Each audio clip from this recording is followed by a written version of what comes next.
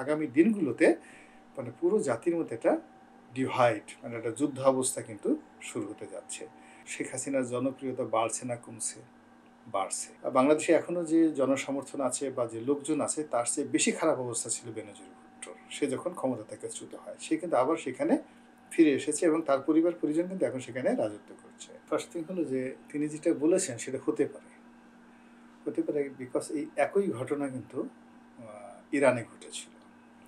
অর্থাৎ ডক্টর মোহাম্মদ ইউনূস এখন যেভাবে ক্ষমতায় এসেছে, এভাবে ডক্টর মোহাম্মদ ইউনূসের চাইতেও জনপ্রিয় একজন মানুষ ইরানের ক্ষমতায় এসেছিল মোসাদ্দেক, এবং সে খুব অল্প কয়দিন ক্ষমতা পরিচালনা করার পর তার বিরুদ্ধে আমেরিকা এমনভাবে মানে লাগলো এবং সাময়িক কু করলো, শেখ হাসিনার মতো ওই মোসাদ্দেকের আগে ওই দেশ থেকে পালিয়ে গেছিল রেজা শাহ পাহলভি 50-এর দশকে, এবং সেই মোসাদ্দেক ক্ষমতাচ্যুত হলো সাময়িক কুয়ের মাধ্যমে এবং সেই রেজা শাহ পাহলভি আবার ফিরে আসলো। আসার পরে অলমোস্ট আরও প্রায় 28 বছর সে কিন্তু ইরান শাসন করেছিল। আবার দেখো পাকিস্তান মানে শ্রীলঙ্কাতে রাজা পাকসের যারা পরিবার তারা কিন্তু ফিরে এসেছে রাজনীতিতে। পাকিস্তানে দেখো এখন যারা রাজনীতি করছে সবাই কিন্তু বিতাড়িত। তোমার বেনজির ভুট্টো বিতাড়িত, তারপরে শাহবাজ শরীফ বিতাড়িত, শাহবাজ শরীফ নওয়াজ শরীফ বিতাড়িত, তারা কিন্তু সবাই ফিরে আসছে, রাজনীতিতে ফিরে আসছে। তারা শুধু আউটস্টেড না, তারা নিন্দিত, ঘৃণিত, মামলা মোকদ্দমা, মানে শেখ হাসিনার বাংলাদেশে এখনো যে জনসমর্থন আছে বা যে লোকজন আছে তার চেয়ে বেশি খারাপ অবস্থা ছিল বেনজির ভুট্টোর। সে যখন ক্ষমতা থেকে চ্যুত হয়, সে কিন্তু আবার সেখানে ফিরে এসেছে এবং তার পরিবার পরিজন কিন্তু এখন সেখানে রাজত্ব করছে। তো এটা রাজনীতিতে আসলে শেষ বলে কোনো কথা নেই। মূল ব্যাপারটা হলো যে শেখ হাসিনাকে তুমি আমি আমরা সবাই খুব খারাপ মনে করছি যে এই সময়টাতে 1500 লোক মেরে ফেললো, তারপরে সে এর আগে 15 বছরে 800 লোককে সে গুম করেছে বা 1000 লোকের গুম করেছে, গুপ্ত হত্যা হয়েছে আরও প্রায় 2000 লোক, তারপরে দেশ থেকে 15 লক্ষ কোটি টাকা পাচার করেছে। আমরা তো এই কথাগুলো বলছি এবং এর প্রেক্ষিতে আমরা সবাই ঐক্যবদ্ধ হয়েছি। ঐক্যবদ্ধ হয়ে শেখ হাসিনার চাইতে একটা ভালো শাসন আমরা আশা করছি। এখন ডক্টর মোহাম্মদ ইউনূস এবং তার যারা লোকজন যদি আমাদেরকে এই ভালো শাসনটা দিতে পারেন, তাহলে শেখ হাসিনার বিরোধী যারা লোকজন আছে সবাই কিন্তু ডক্টর মোহাম্মদ ইউনূসের পক্ষে থাকবেন।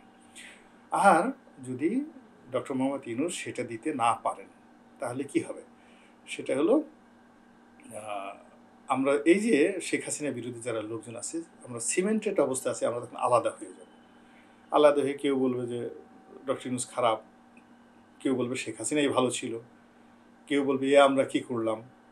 এই যে একটা বিশ্রী অবস্থা, ওই অবস্থার মধ্যে শেখ হাসিনার যারা সমর্থক রয়েছেন, এখন আওয়ামী লীগ যদি 30% লোক করে, এর সাথে যারা সহযোগী 20 দলীয় জোট আছে তাদেরও যদি 10% থাকে, অলমোস্ট 40% লোক, এই 40% লোকের মধ্যে বলতো শেখ হাসিনার জনপ্রিয়তা বাড়ছে না কমছে?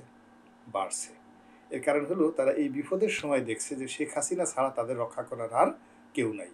যদি শেখ হাসিনা কোনো মতে ফিরে আসে একমাত্র তাহলে তাদের জীবন ধন সম্পত্তি রক্ষা পাবে, না হইলে আগামী দিনগুলোতে, অর্থাৎ এখন তাদের যে অবস্থা যত খারাপ যাচ্ছে, এই 40% লোকের অবস্থা আরও খারাপ হবে আগামী দিনে।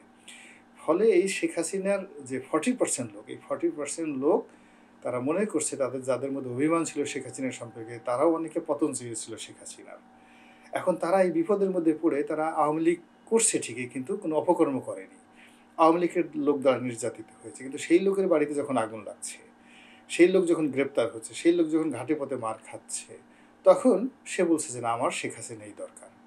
তাহলে শেখ হাসিনার জনপ্রিয়তা তার নিজের লোকের মধ্যে বেড়ে গেল, মারাত্মকভাবে বেড়ে গেছে। তা বেড়ে যাওয়ার ফলে কি হলো, এই লোক যদি আবার ফিরে আসে, সেখানে সে তার দলের যারা নেতাকর্মী তাদেরকে আরও জঙ্গি অবস্থায় পাবে, আরও ডেডিকেট অবস্থায় পাবে, আরও অ্যারোগ্যান্ট অবস্থায় পাবে, এবং পুনরায় যদি সে ক্ষমতায় আসে আগেরবার যে অপকর্মগুলো করেছে তার সাথে আরও বেশি গুণ 100 গুণ শক্তিমত্তা নিয়ে সে আরও অপকর্ম করবে। তার ভিতরে কোনো অনুশোচনা থাকবে না। তো অনুশোচনা নেই, সে মনে করবে যে আই ওয়াজ রাইট, আমি সঠিক ছিলাম, নাহলে আমি আসলাম কেন, আর আমি ভালো করছি, আমি যা কিছু করেছি ওটা সঠিক।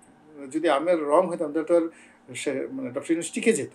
তো যেহেতু ডক্টর ইউনূস টিকছে না, আমি আবার আসছি, অথবা আমি রাইট, সে তখন তার অপকর্মগুলো আগের যে কোনো সময়ের চেয়ে বেশি করবে। তাই আগামী দিনগুলোতে মানে পুরো জাতির মধ্যে একটা ডিভাইড, মানে একটা যুদ্ধাবস্থা কিন্তু শুরু হতে যাচ্ছে।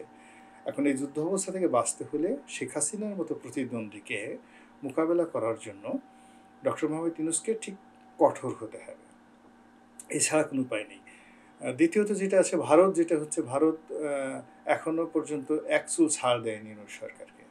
তারা শেখ হাসিনা আওয়ামী লীগকে রিহ্যাবিলেট করার জন্য সর্বোচ্চ শক্তি তারা নিয়োগ করে যাচ্ছে, জলে স্থলে অন্তরিক্ষে।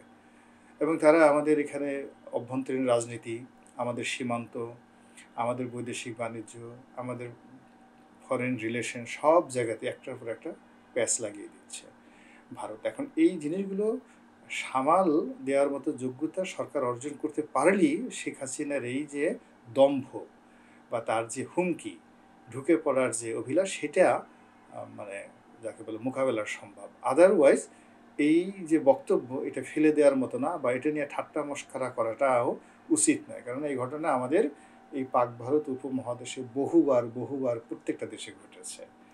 তো যার জন্য এই ফাঁসির মঞ্চে গিয়েছে লোকজন, আবার ফাঁসির মঞ্চ থেকে সে সিংহাসনে বসেছে। তো শেখ হাসিনার এই যে সেখান থেকে হেলিকপ্টারে করে চলে যাওয়া, এখন সবাই বলছে পালিয়ে গেছে। আওয়ামী লীগের লোকজন বলছে না, কোনো আওয়ামী লীগের কোনো লোক, আমি অনেক সিনিয়র লোকের সাথে কথা বলছি, কোনো লোক বলছে না সে পালায় নেই, সে বরং কৌশলগত কারণে চলে গেছে। আবার কেউ বলার চেষ্টা করছে তাকে বাধ্য করা হচ্ছে, রক্তারক্তি এড়ানোর জন্য গেছে। তো এটা তো একটা জাতীয় বিভেদ, বিতর্কের বিষয়। আমরা তো এখন পর্যন্ত কোনো বিষয় সেটেল হয়ে নাই। সো আমি মনে করি সে যে কথাগুলো বলছে, এগুলো কগনিজেন্সে সরকারের নেওয়া উচিত।